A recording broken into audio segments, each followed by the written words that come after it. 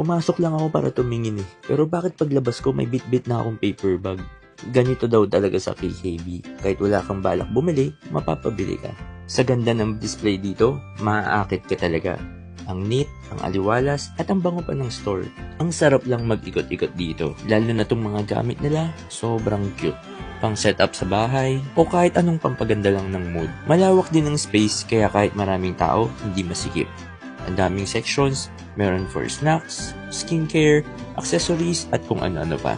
KKV is a popular Chinese lifestyle store that has recently expanded to the Philippines. Parang mini department store na colorful, aesthetic, at puno ng mga cute na items. So para itong mga pinalaking Miniso, Mumuso at Daiso, pero mas vibrant at beautiful ang vibe. So bakit ang daming mga Gen Z ang excited pumunta dito? Sobrang Instagrammable ang lugar na to dahil sa kanilang aesthetic interior. Budget friendly ang mga bilihin at swak na swak sa mga panregalo. So I'm warning you, ngayon pa lang pwedeng maubos ang pera mo dito. Well, in the exchange of happiness in your cart.